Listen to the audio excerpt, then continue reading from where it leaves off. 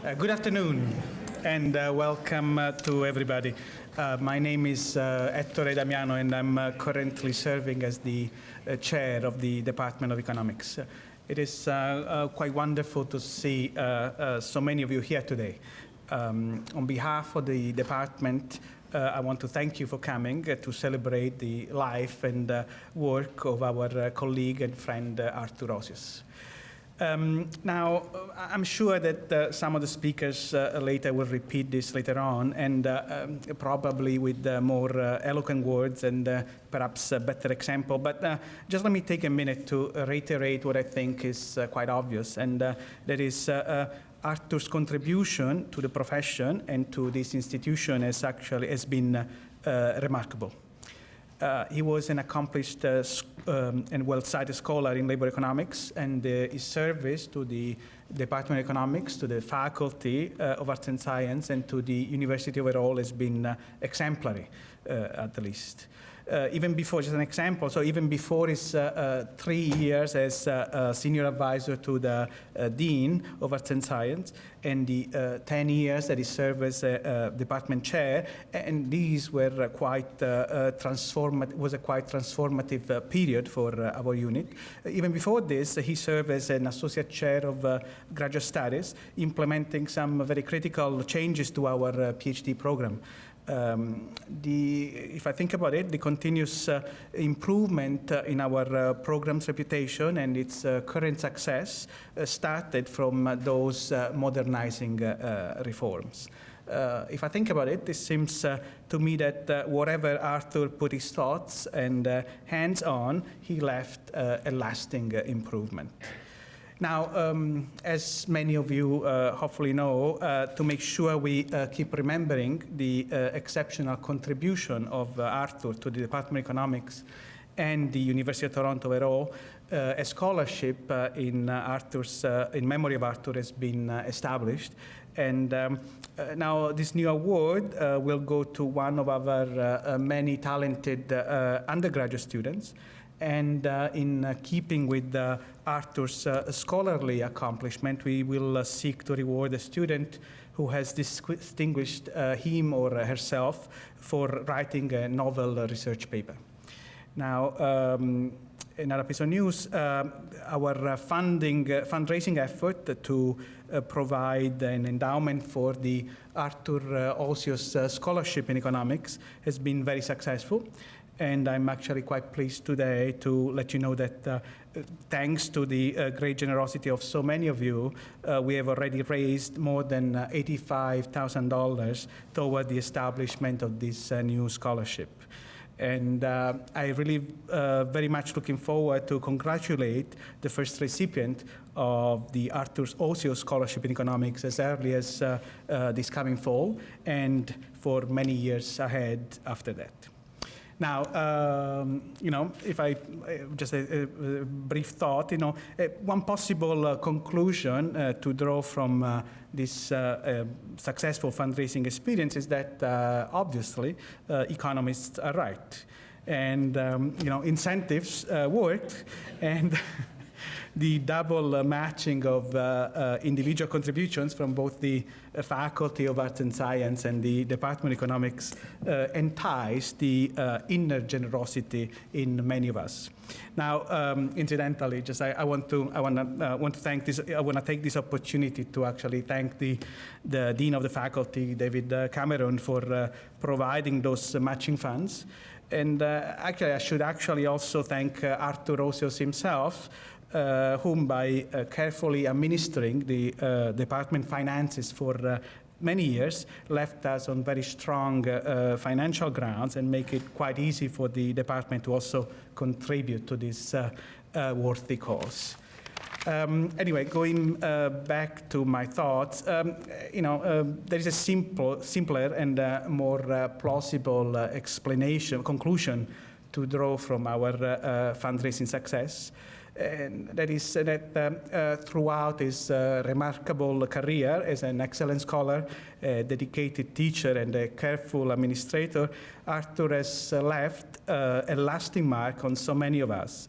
And the many contributions to the Arthur Hosios Scholarship in Economics Award are just a small token of appreciation for how much he has given to us over his career. Just to conclude, I want to stress that the success in the fundraising effort, so far should not keep you from donating more if you wish to do so. And the $100,000 mark in total contribution is in sight, and any additional funds will make the Arthur Hosios Scholarship even more significant and long-lasting award. And you can find instruction how to donate on our department webpage. Anyway, I'd like to leave the floor now to a number of friends and colleagues to share with us some stories about Arthur, about the Arthur they got to know. The first to speak is Dwayne Benjamin. Most of you know Dwayne. He's a professor of economics and currently the vice dean graduate education in the Faculty of Art and Science. Dwayne worked very closely with Arthur, serving both, though not simultaneously, as the Associate Chair Graduate Studies and the Associate Chair Undergraduate during Arthur's tenure as the Department Chair.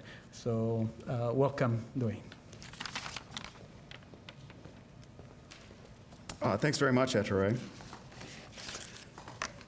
Well, for those of you fortunate enough to attend meetings in Governing Council chambers, you've probably had the chance to reflect on the choices made by portraitists and their subjects, university presidents, chancellors, and chairs of Governing Council, on how best to be painted for future generations of distracted committees, chairs, principals, deans, etc. I couldn't help but wonder how an artist would capture Arthur's essence if such a painting had been commissioned. To begin with, I doubt Arthur would be painted with a wide, gregarious smile, as nice as that photo suggests. Most likely would be his inscrutable countenance, engaged but not impressed yet. As with some of my colleagues, I first encountered this look in my job interview with the University of Toronto in 1989. Arthur and Frank Mathewson were the friendly tag team of recruiters. Arthur didn't say much during the interview, but I recall a penetrating question that disabused me of any illusion that he wasn't paying attention. His quiet and serious intelligence was a hallmark of my interactions with him as well, especially when I worked with him as undergraduate associate chair. Arthur regularly applied economic reasoning to day-to-day operations of the university. If you want an example, by the way, you can read his article with Aloysius Xiao, Unions Without Rents, The Curious Economics of Faculty Unions, published in the Canadian Journal of Economics in 2004. And while he could be occasionally critical of university policies or decisions, most often it would be when he viewed them as violating first-order principles of economics or organizational design. He took economics everywhere. I don't think I ever saw him go to the men's room without a copy of the Journal of Labor Economics. And that's true. His insights were especially helpful in the dean's office, working on key issues like interdivisional teaching, which is transfer pricing, Rotman commerce, and a workable model for our professional master's programs. More impressive than any of his detailed analysis, however, was his grounding and appreciation for the broad mission of the University of Toronto. He understood how everything fit together and ensured that the economics department was a full participant in this mission. If you're interested in further evidence of Arthur's skills in applying economics outside of journals, I encourage you to read the various legal decisions concerning Indigenous land claims, where Arthur served as an expert witness. Judges are impressively smart, and their respect for Arthur and the analysis and testimony he brought to the hearings pervades their decisions. It would be a mistake, however, for any painting to distill Arthur to the look that I've just described. As all of us discovered working with him more closely, his dominant traits were kindness and a sense of justice. I discovered this firsthand as undergraduate chair. Arthur would occasionally forward student complaints to me. My instinct was instantaneously bureaucratic, but Arthur would gently nudge me to see what I could do to help the student. Indeed, Arthur's leadership and mentorship style, for which I'm immensely grateful, was of this type: gentle nudges and a high bar for reasoning. Arthur was committed to students and teaching more generally. As chair, he chose to teach his course, The Economics of Organizations, essentially for free. He held weekly office hours, and his office was regularly packed with a half dozen or so students. I tried to replicate this when I was taught as chair, but few students ever showed up. Clearly, Arthur had a special connection with his students. This past year, out of concern for his declining chalkboard skills, he spent the entire summer learning PowerPoint and a cumbersome equation editor, composing slides that he never got to use. He didn't give up teaching without a fight. Students were far from alone as beneficiaries of Arthur's kindness.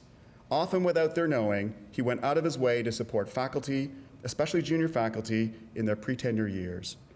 While he understood the demands of excellence, Arthur did everything he could to provide support and space for everyone to succeed. Indeed, he frequently found it painful, but Arthur's quiet and effective work in the faculty HR domain is even more impressive than his financial and business acumen. It was telling that in a speech at the end of his term as chair, he spent most of his time thanking Carol Robb, who I know is here, Assistant Dean at the time and Director of Human Resources. His real legacy in our department are the colleagues that he helped hire, coach, and mentor. So in the end, I'm not sure how the painter would capture this more hidden Arthur. What I can say more prosaically is that I personally, and we more generally, very much miss the unique combination that he brought to our department and university. Thank you.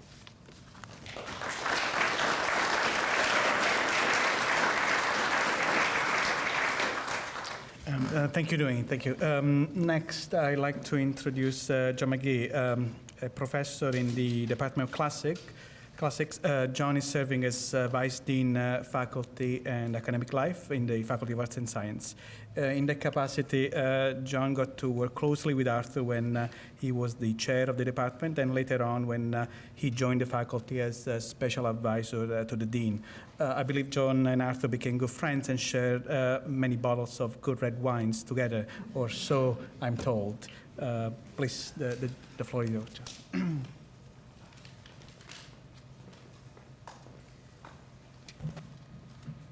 Thank you, Ettore. So I can see that Dwayne and I are going to be on a wave here, the hidden Arthur. American Economic Review, 1994. I undertook about 10 years ago to read that article that made the, so I understand, the Hosios efficiency condition or conditions famous. And I have to tell you, as I read it, I thought, it's a whole lot of Greek to me.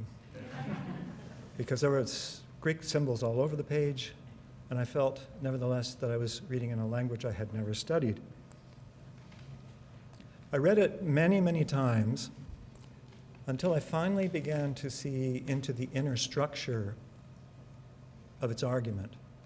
And it was like having read Aristotle's Prior Analytics for the first time, where if you've never seen that, you're reading A's, B's, and C's instead of concrete examples, which are put in deliberately so as not to be, so that you won't be distracted by the real-life situations that might come into a syllogism or demonstration or proof.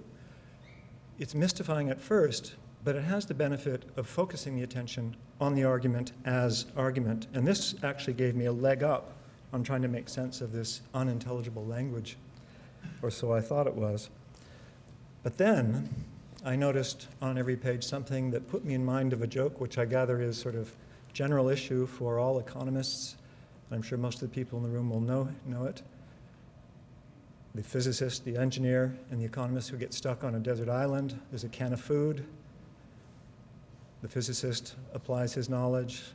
The engineer applies his knowledge. And then the economist gets up and says, assume a can opener.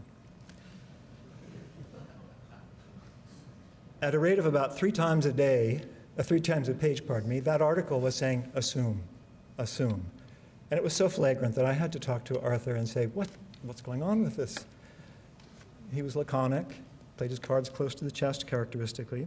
I kept reading it until I realized one day, if you looked beneath the surface of the sort of structure of the arguments, what you began to see was something that for me was much deeper, had a much deeper resonance. It was dialectical, deeply dialectical. What I mean by that is that he mounts a hypothesis, he draws the conclusions from it until he reaches a contradiction with something he knows to be more certain than that. He goes back to the top, he revises the hypothesis, and of course that elicits another assume, and then you're on the same path going down, and this goes over and over and over again until he zeroes in on what he wants to get. Now, there's a passage of Plato's Republic, the sixth book, which I would like to read to you, which to me draws out what I think was deep in Arthur's soul and mind. This then, the interlocutor says, is the class that I described as intelligible. It is true, but with the reservation first that the soul is compelled to employ assumptions in the investigation of it, not proceeding to a first principle because of its inability to extricate itself from and rise above its assumptions.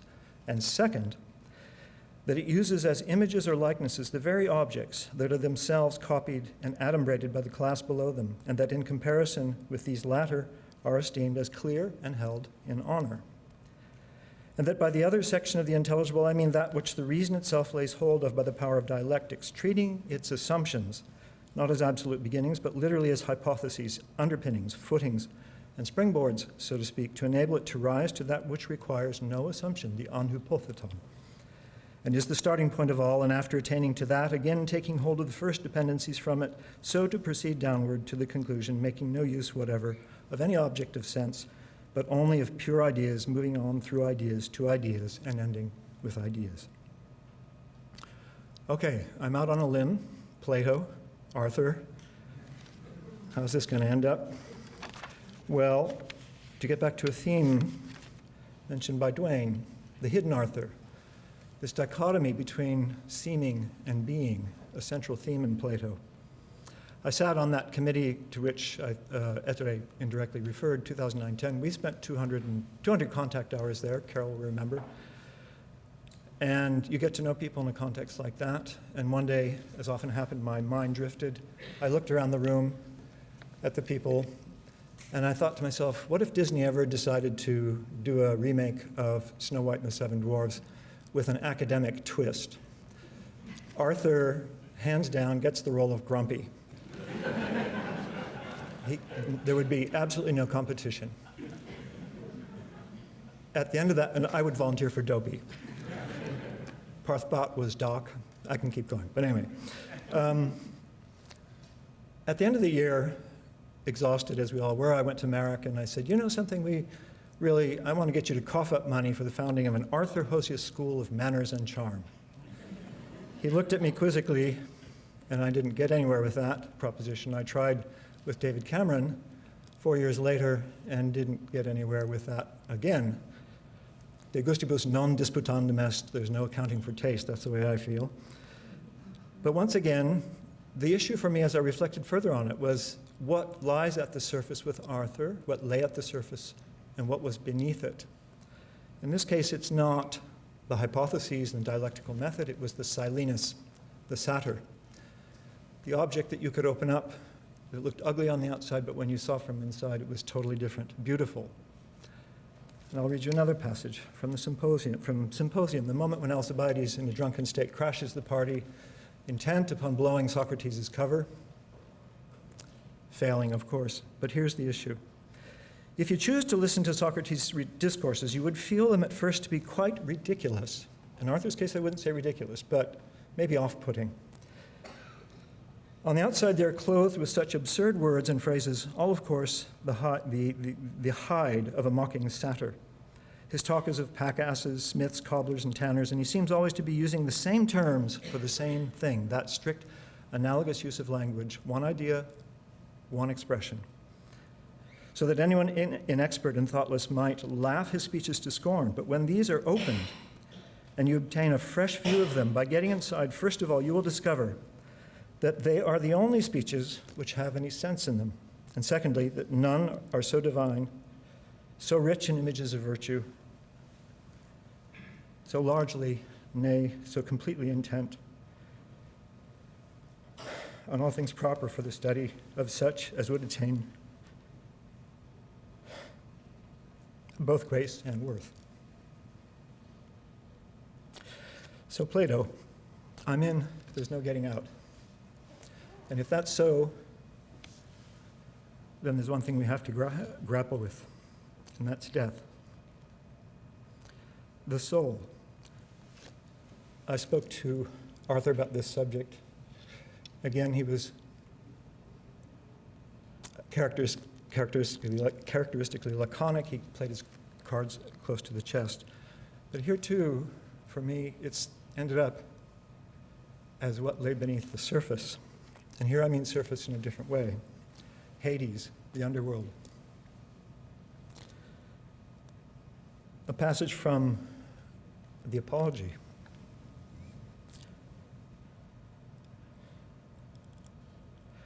For if a man, when he reaches the other world, after leaving behind these who claim to be judges, shall find those who are really judges, who are said to sit in judgment there, Minos and Rhadamanthus, and all the other demigods who were just men in their lives, would that change of habitation be undesirable? Or again, what would any of you give to meet with Orpheus and Musaeus? I'm willing to die many times over if these things are true, for I personally should find the life there wonderful when I met Palamedes or Ajax and compared my experience with theirs. I think that would not be unpleasant. And the greatest pleasure would be to pass my time in examining and investigating the people there, as I do those here, to find out who among them is wise and who thinks he is wise but is not.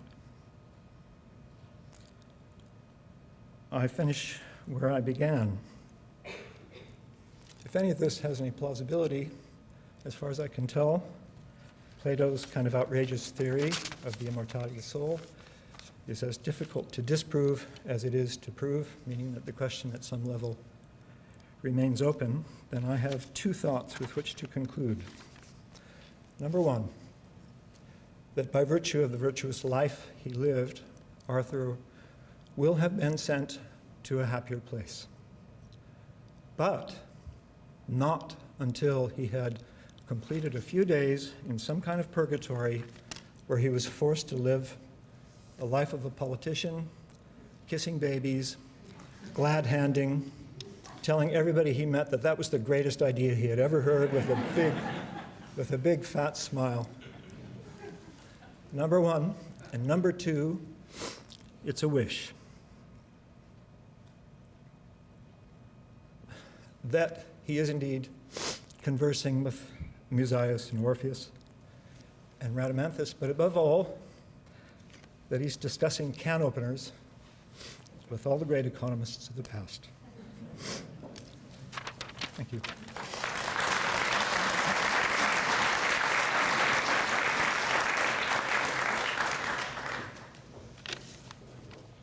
Thank you, John, for this wonderful words. Next on the podium is Loren Brandt. Loren has been a colleague and a co-author of Arthur and a friend for many years. Now, beyond giving his own remarks, Loren will also read a contribution from Aloysius Xiao. Aloysius, who is another colleague, a longtime friend, and as well as co-author of Arthur, regrettably could not be here with us today. So please come on, Loren.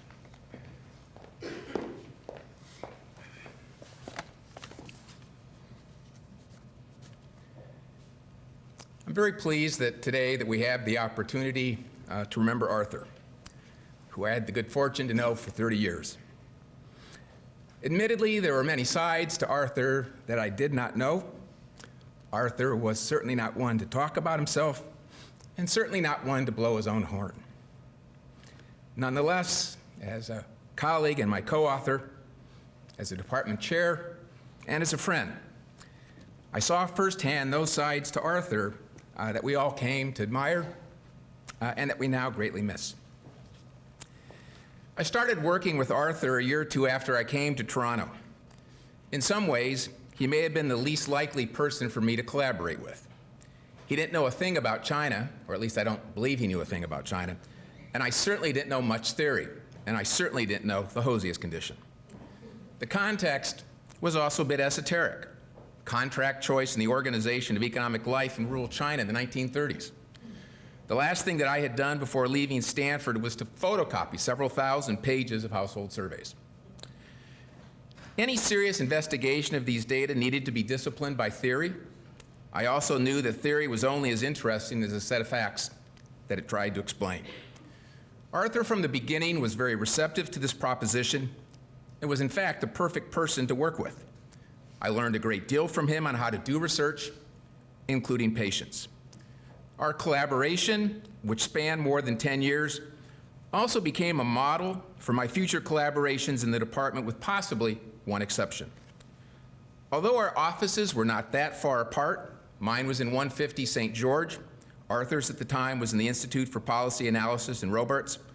Arthur's preferred form of communication was on the phone, usually for several hours at a time. And probably next to my wife when we were dating, I am hard-pressed to name someone with whom I've spent so much time with on the phone. In 2005, I was on the committee that recommended Arthur as chair. I don't deserve any of the credit, however. I actually had a few reservations when his name first came up. Fortunately, my colleagues at UTM on the committee were much better informed than me and knew from their experience with Arthur as head at UTM the kind of chair that he would be. They were absolutely right, and under Arthur's direction, our department thrived. There was a renewed commitment to research, but also to teaching. We made great hires, junior as well as at the senior level, and were able to retain colleagues with outside offers. We turned out first-rate graduate students. Where we are today as a department rests on Arthur's leadership. My last interaction with Arthur was 2 weeks before he died. My wife and I had organized a dinner with friends to celebrate our 40th anniversary. We were hoping that Arthur and Louise can join us. I suspected that such an occasion would be bittersweet. We also faced some obvious logistical challenges, and Arthur didn't want to inconvenience us. Could we get the wheelchair up the stairs? Would it fit through the front door?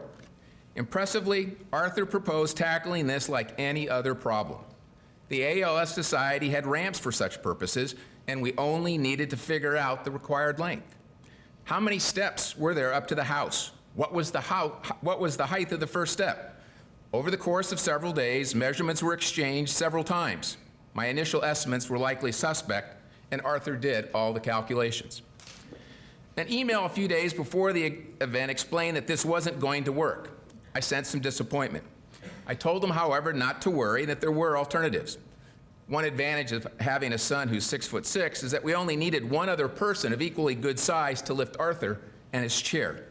It all worked out. An email from Arthur the following day reflected his graciousness, his warmth, and his wry sense of humor. And I hope you don't mind if I read it.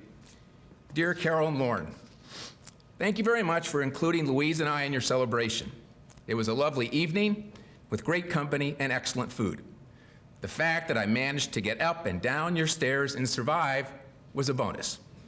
Please thank Matt and his friend. I hope that we can get together in the near future. Sadly, I did not get to see Arthur again. I flew to China the next day. But the picture of Arthur enjoying himself that Saturday with Louise, with us, with our friends, with our family, is the one that lasts.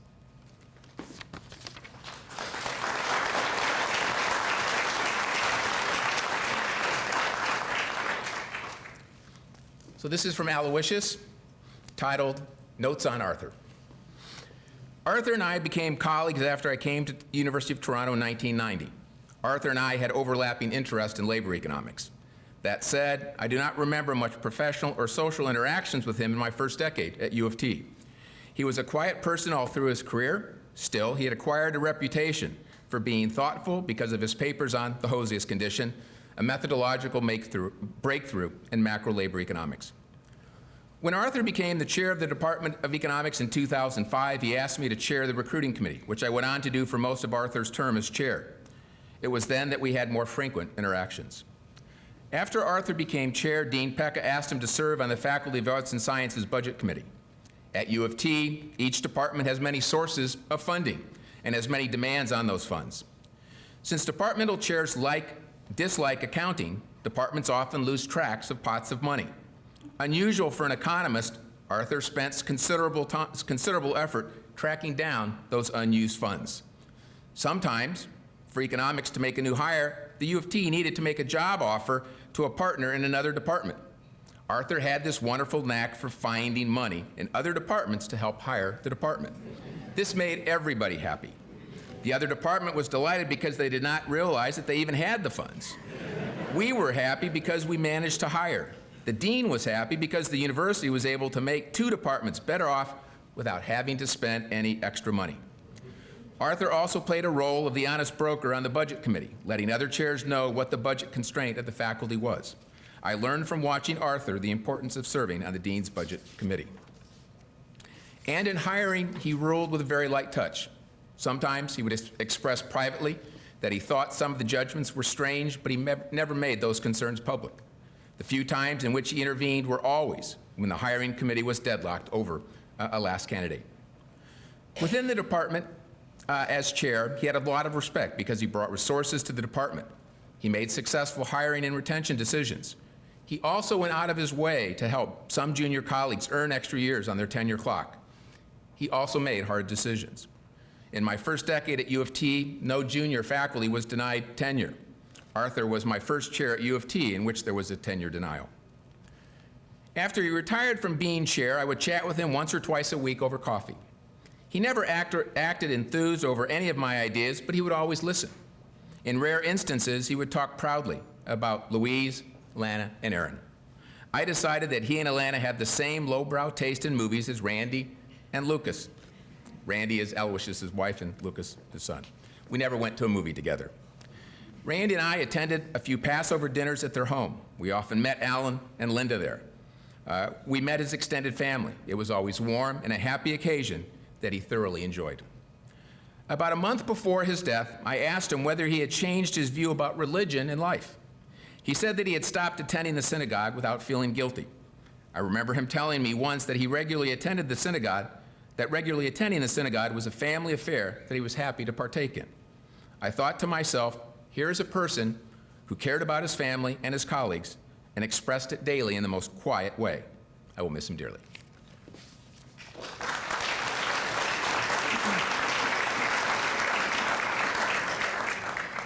Thank you, Loren, and thanks to Aloysius too. Next is Jim Pesando.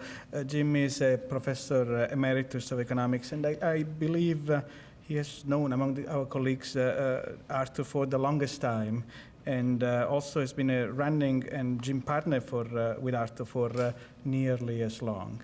Jim, the floor is yours. Thank you, Ettore. Arthur arrived at the University of Toronto in 1981, and he and I were friends from the beginning. I thought I would orchestrate my remarks into 4 topics. Number 1, how did we hire Arthur? Number 2, what kind of assistant professor was Arthur? Third, very briefly, the one joint paper that Arthur and I worked together, which says something about Arthur's motivation more than the importance of our paper. And then finally, why I think establishing a scholarship in Arthur's honor is so incredibly appropriate. So number 1, Arthur was hired in 1981 at a time where hiring strategy often focused on the following. We looked at the top elite US schools. We looked to see if there was a Canadian near the top of the class, and then we waved the Canadian flag as aggressively as we could. And in that spirit, we attracted Arthur Hosios. Arthur was near the top of his class at Princeton. He had a tenure-track offer from the University of Pennsylvania, Department of Economics. We waved the flag. We offered Arthur not a tenure-track job at the University of Toronto, what was called a contractually limited term appointment, which is a term appointment with the hope but not promise that there'd be a tenure-track job at the end. And to the great advantage of the University of Toronto, Arthur, a Canadian, chose University of Toronto over the University of Pennsylvania. And comment to our assistant professors. When you're an assistant professor, you're often risk averse. And so 3 years into Arthur's contractually limited term appointment, a tenure track position became available joint with St. George and what is now UTM. And Arthur lived downtown, so would have had a strong preference for staying in the St. George stream, but he elected, out of pure risk aversion, to take the position at UTM. And again, I think assistant professors might identify with the degree of risk aversion that Arthur was exhibiting. Now, number two, Arthur as an assistant professor. If you walked into Arthur's office when he was an assistant professor, you, A, might encounter a pot of coffee. B, with almost certainty, you would encounter smoke. For those of you under the age of 45, point one, yes, you could smoke in your office in the old days. And number two, Arthur was a chain smoker. And Arthur continued that habit, the coffee and the chain smoking, up until he met Louise. And then I never spoke to Louise at the time, but Arthur had indicated to me that a non-negotiable demand was that smoking cease. And sure enough, Arthur quit cold turkey, and shortly thereafter, he joined Frank Mathewson, Ralph Winter, and I, and became part of a running cohort at noon, and for more than 20 years. Arthur went from coffee and smoking to being what we now know as the, up until the end, rigorously fit Arthur Hosios. And in the course of working with Arthur and talking about teaching and research interests, Arthur and I decided to write a paper together. And the motivation for the paper and the way in which it arose strikes me as interesting. Again, I'm going to reach out to the assistant professor. So it's the late 1980s. The housing market in Toronto was booming. The Department of Economics was divided into the happy crowd who owned a house and the less than happy crowd who were outside looking in. And at the time, Arthur was on the outside looking in. And so a common topic at lunch was what was happening to the Toronto housing market. And the only index we had at the time was an MLS, multiple listing service index of prices.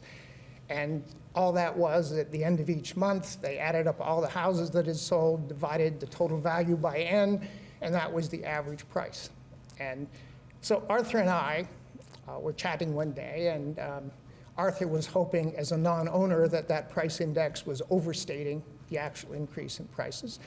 As a homeowner, I was confident it was understating the true increase in prices. And so what Arthur and I decided to do, I'd been working using the repeat sales methodology and some work on the art market. So Arthur and I decided that we would join hands, so to speak, and prepare an appropriate index of how prices in the city of Toronto were actually moving by focusing on repeat sales. And Arthur brought to the table, and I can't remember how he managed to do it, access to a tape of all MLS sales in Toronto from around 1975 to the date at which we wrote the paper.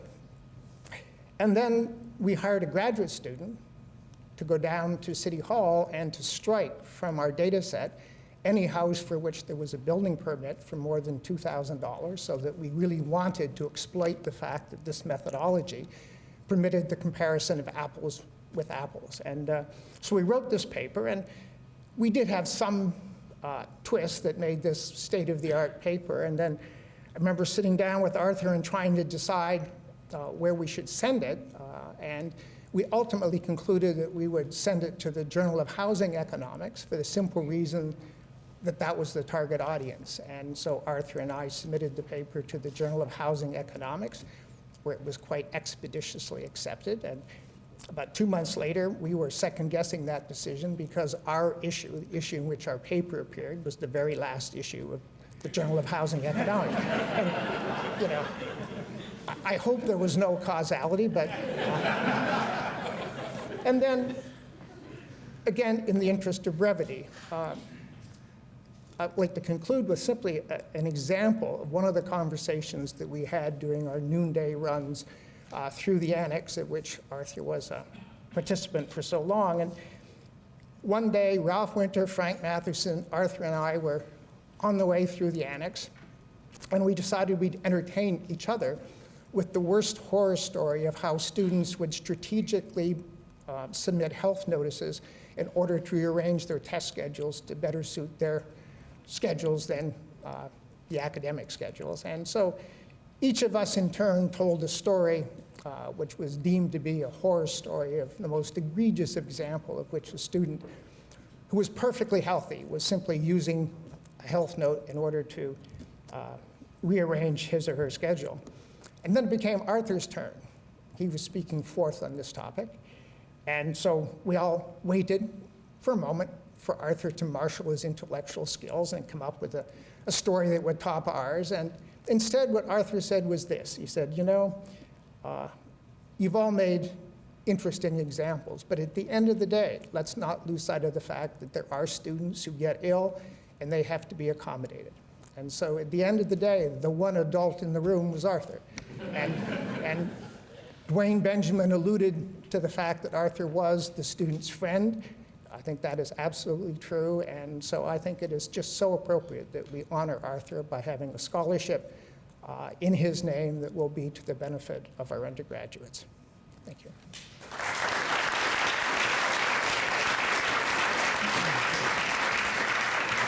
Thank you, Jim. Next on the podium is Hans Jain. Hans is an alumnus of our undergraduate program, and he also was in our MA in economics programs. I believe he met Arthur 20 years ago as a student in his economics inside organization class. This is a course that Arthur loved to teach and taught for so many years. As a graduate student also, Hans took an independent research course with Arthur as a supervisor and worked also as a teaching assistant for Arthur. Hans and Arthur formed a strong friendship and bond that has lasted for many years, so I'm very happy to welcome Hans on the podium.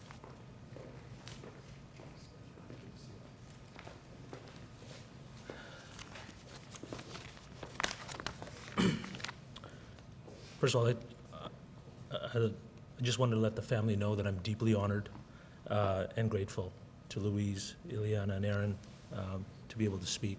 And Ettore, thank you so much for facilitating it.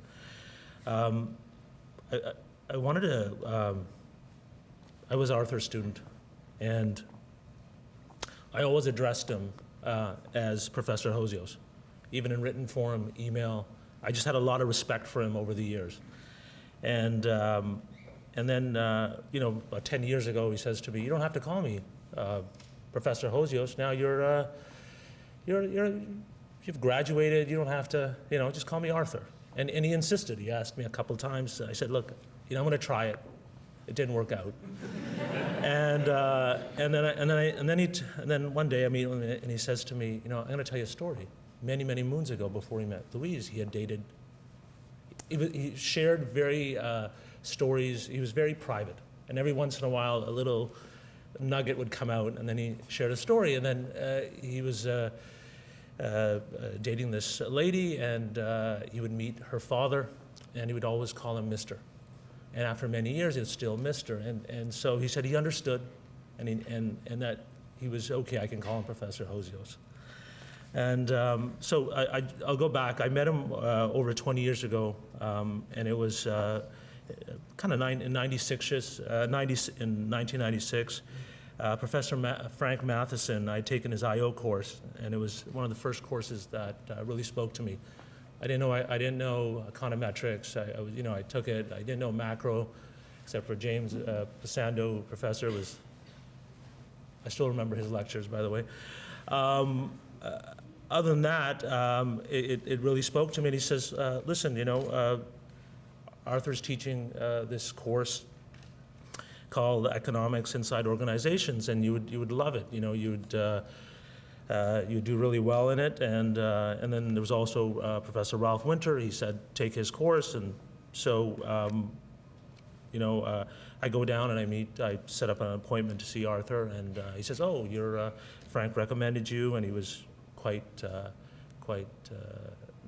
nice. And I was told he's a gifted modeler, and he's a good professor, and so that's how it started.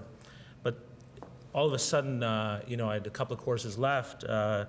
we're in a family development business, and we picked up some old loft buildings in old warehouses in East downtown Toronto, and suddenly, we had a lot of work, and I didn't quite finish my undergrad, and I worked there. Now, this was kind of the Wild West. This was East downtown. There were still drug dealers, working girls. It was kind of Colgate. A bunch of companies had moved out, and so my brother, who graduated here as an engineer, we kind of got in, And we applied a bit of the knowledge that we had, he in his engineering field, me in economics. And we started, hiring and vertically integrating and getting equipment and buying. And so it was quite a successful venture over time. I had my father sort of guiding us. And, but it was exhausting. After 2.5, 3 years, I figured, I think I had to go back. I think I like school. And so at the time I was married, I was going back to school. So it was I was a little bit older. And so I end up, I didn't have to, I think I needed a course or two, but I ended up taking Professor Hosios' course, Economics Inside Organizations. And it spoke to me immediately. So he would take theory papers in sort of areas of principal agency, incentives, multitasking, team productions, complementaries, and then he would kind of do a little math model, and first order conditions, and it was remarkable because that's the stuff I ended up doing, and I understood it, and I couldn't wait actually for the next class. And at times I would hover around his office and annoy him at times. I learned early when I would speak with him that I have to kind of think through the problem. You just can't but he was quite nice. He was always open. So then I thought, well, wow, I like this, and why don't I thought of doing graduate school. And I thought, well, look, my marks aren't that great. My GPA isn't great. So I went to him. I said, listen, could you maybe suggest less competitive program? And I was thinking somewhere maybe in Montreal and he says, wait up. Why don't you try put the application in. You know me, I'll write you a recommendation. You've got Professor Matheson, you've got Professor Winter, we had Professor Pesando on standby. And he says, let's try, put the application in. So he was very encouraging, and he said, don't worry, if it doesn't work out, we'll try somewhere else. And so drum up, get the application on the last day, and Professor Molino. And so I walk in on the last day, and he's like, it's the last day. It's like, and by the way, who are you? He says to me. He says, I know all the smart people. And I've never heard of you.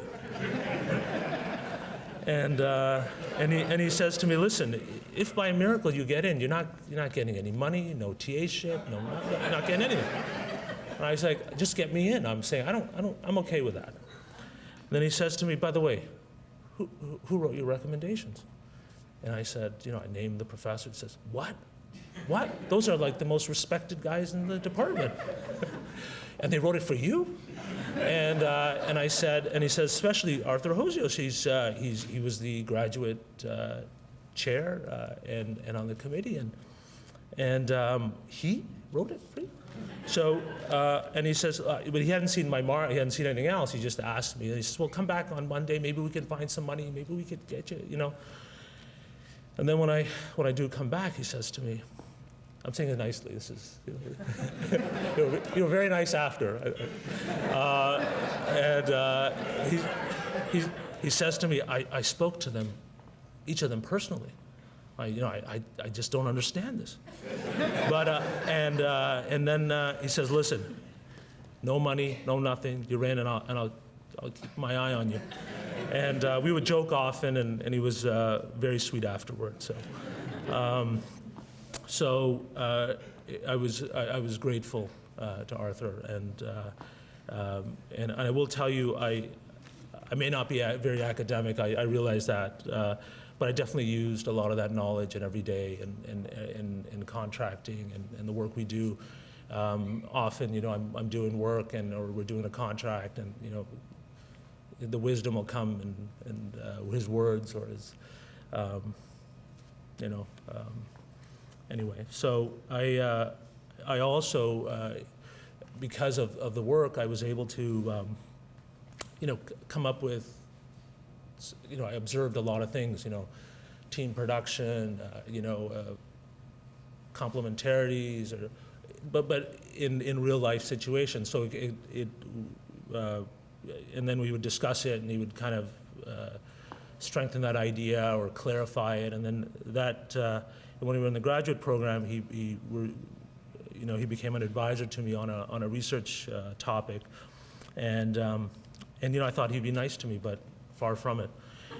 He first of all, right off the bat, here's a list. I want you to go and find every paper. You think of this idea, you want to think of everything around it, and so let's look at papers, and I want you to do some research, find out.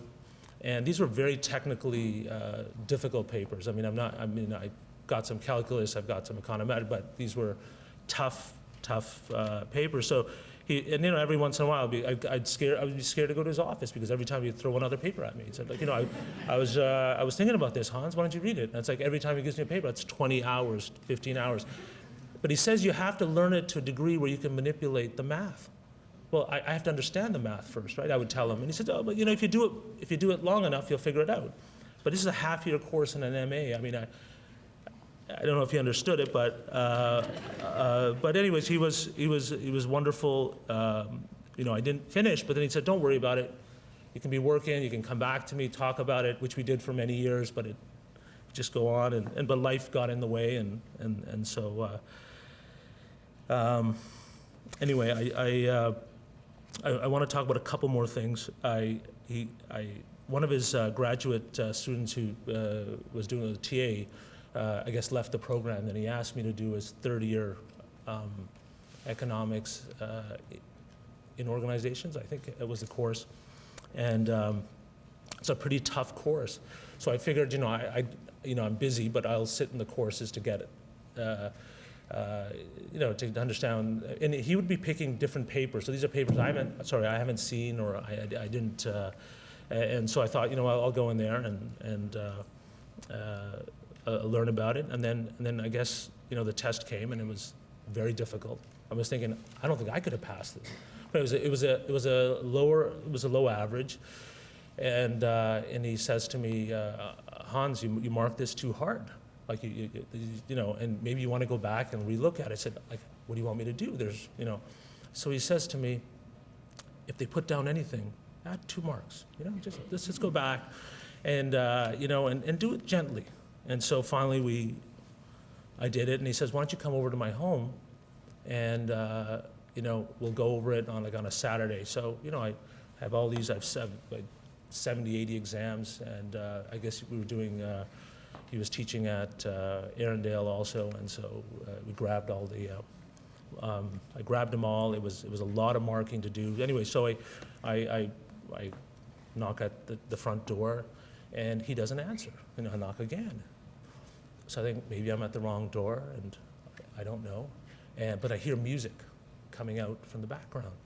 So I get down and I look through the window, and I see Arthur conducting Ileana. She's playing the piano. They're laughing and joking. I felt I was intruding on a very personal moment because he's always very stoic, he's very proper, and then he's laughing and there's music. I guess they didn't hear. So, and then I knock really hard. I think I ring the bell. He comes over and he's Professor Hosios again, And but I always remember she's smiling, and it was a very special moment, and something that over the years. I noticed how much love he had for his family. He was very proud. He would always ask me, and so our relationship was that over the years we'd go out for lunch. For the last 15 years, 3-4 times a year. He'd find a place close by, or he'd come downtown a couple of times, and the first thing he would ask me, how is my family? And he over the years he became warmer and warmer, and in a little bit. Got to know more of him, but he was very, very kind, and so he would talk about the success of the kids and how they're doing, but he would do it in a way that wasn't boastful. He was very, he was so proud of them, but without sounding, too arrogant or anything. So,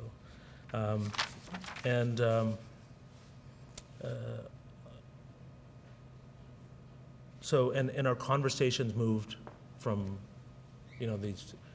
the ideas that I had or stuff in the real world. He was quite interested in how the theory was applied and what I saw, like on contracts,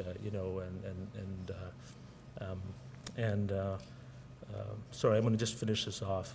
And so when he got ill, I tried to get a hold of him a number of times, and he wasn't able to. Then he wrote me a very nice note and said, Hans, I've been diagnosed with ALS, and that was I was completely in shock because I know his leg was hurting, and last time I saw him, and then when we saw him on a cane, and it was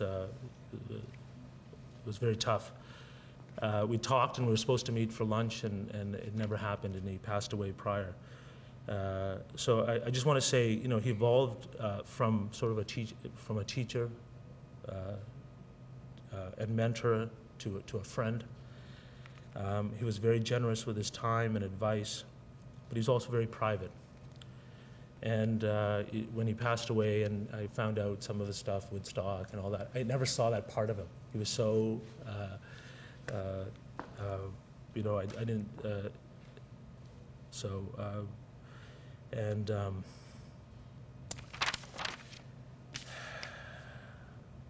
sorry. So I just want to say that Arthur taught me about family, commitment, education, service. He was a very committed teacher, but at the end, there's also wisdom. And so his legacy lives on through his family, his teaching, his scholarship. And I think now, the reason why I always called him Professor Hosios, because he was always giving, always teaching me, and I was always learning from him. Thank you.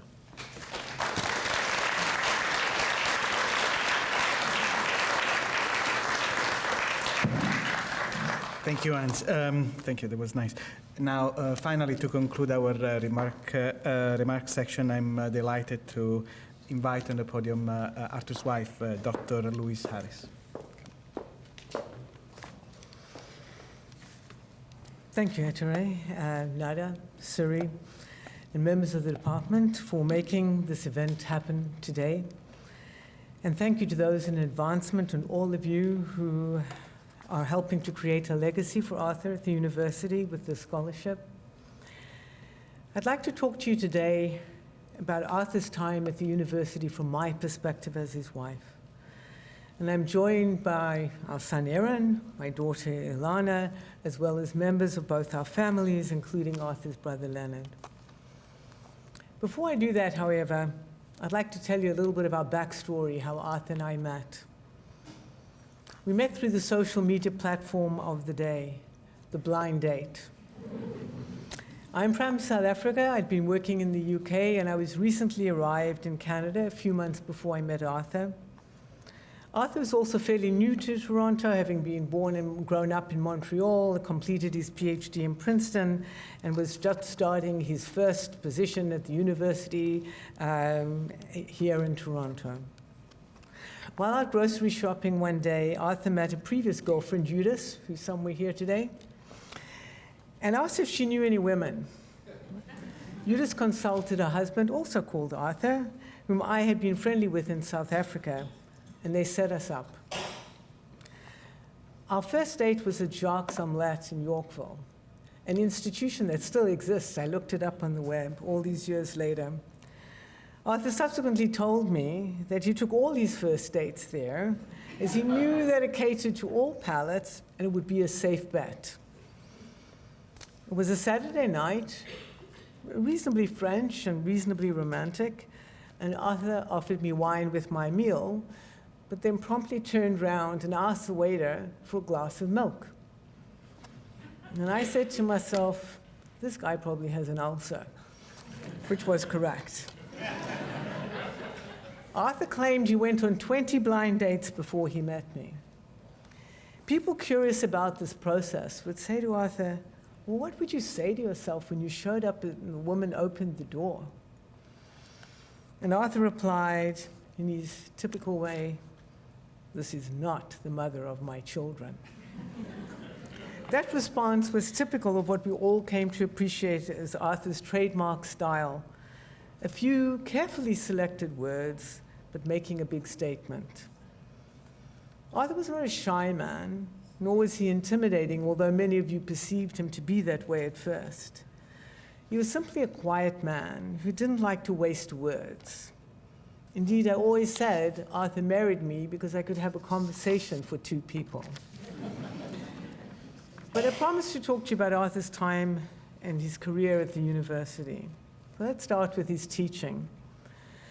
At the end of his first year, he came home full of anticipation with the student assessments, all hard copy at the time, all carefully bubbled in.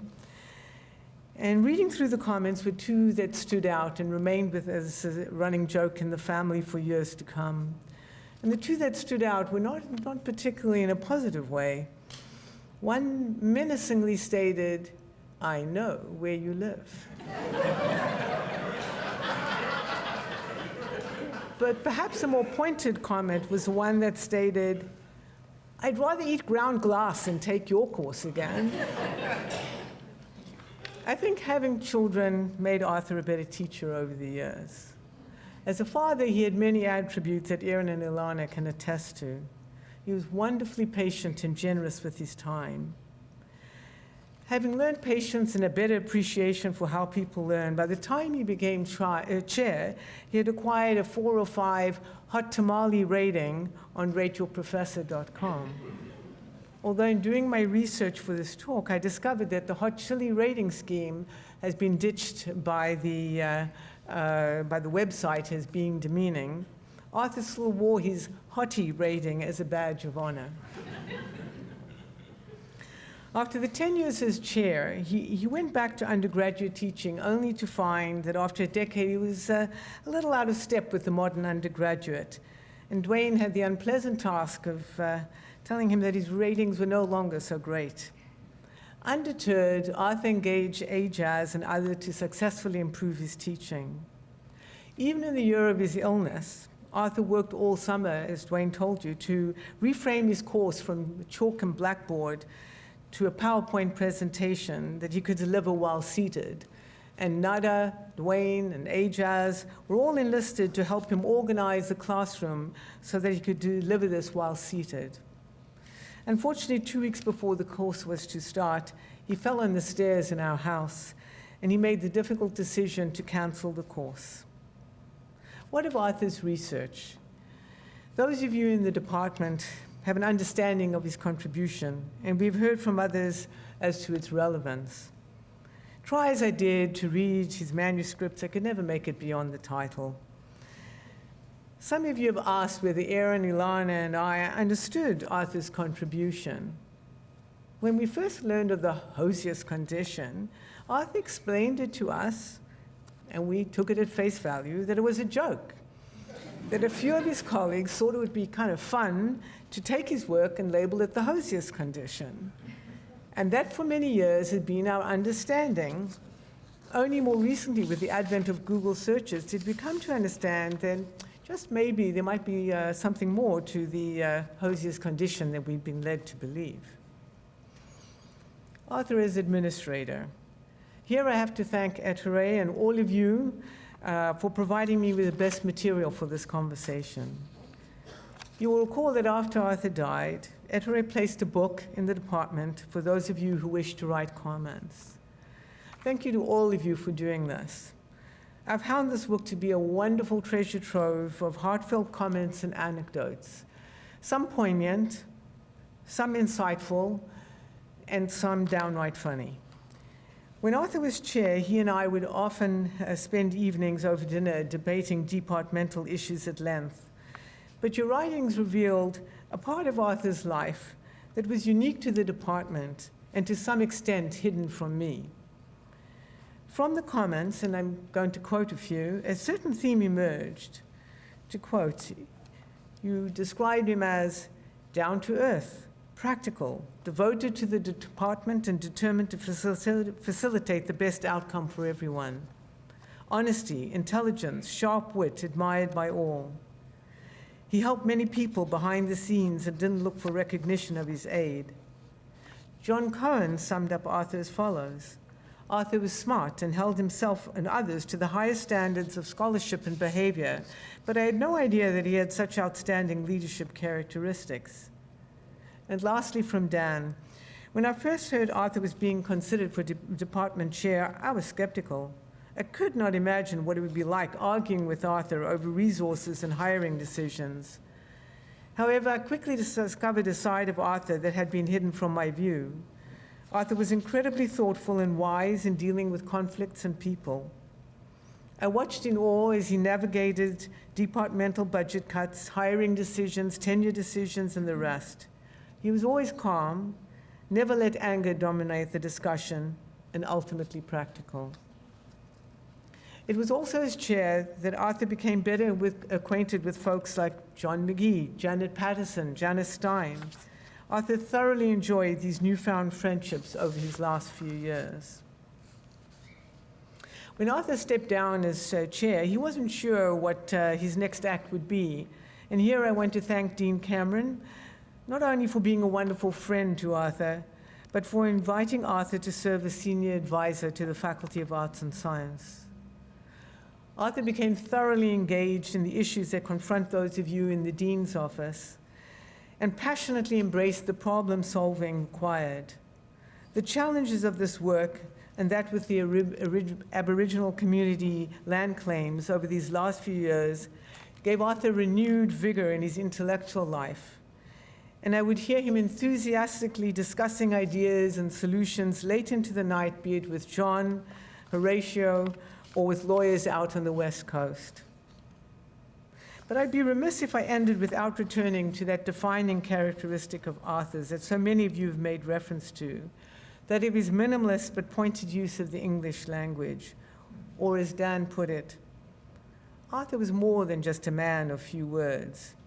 He was a man of few syllables. But this characteristic extended well beyond the confines of the department to his family and others. Indeed, a few weeks ago, while in the checkout counter at Loblaws, the cashier, a young man that we'd seen from time to time named Dan, asked me in passing where my husband was. I was caught off guard and kind of blurted out 6 foot under. Looking startled, he tried to regain his composure and said, I remember him well. He had a mustache. You were always the talkative one. He said, your husband, he mused, he was laconic. That was Arthur, a man of verbal austerity but substantive remarks. I wanted this to be about Arthur and his time and life at the university, and as such, I've not spoken of Arthur's many attributes as a husband and father. But I will tell you that he was my best friend, my strongest ally, and my rock, and the most generous, understanding, accommodating father who adored his children, was an inveterate Bob Dylan fan, and loved slapstick humor. Thank you to all of you who provided Arthur with comfort and support in the dark days of his illness, and to Janet, John, Dwayne, Aloysius, Yosh, and Emily, as well as to Arthur's brother Leonard and our dear friend David, for tirelessly ferrying Arthur month after month to his medication infusions out in the East End. Thank you on behalf of myself, Aaron, and Ilana. Thank you to all of you for affording Arthur the opportunity of a wonderfully fulfilling, engaged, and happy professional life at this university.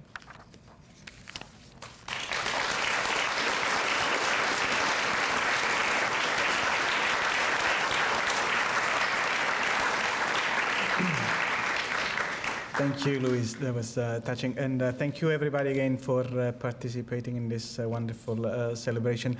Please stay around, enjoy the refreshment, and let's continue share some stories about memories about Arthur. Thank you again. Bye.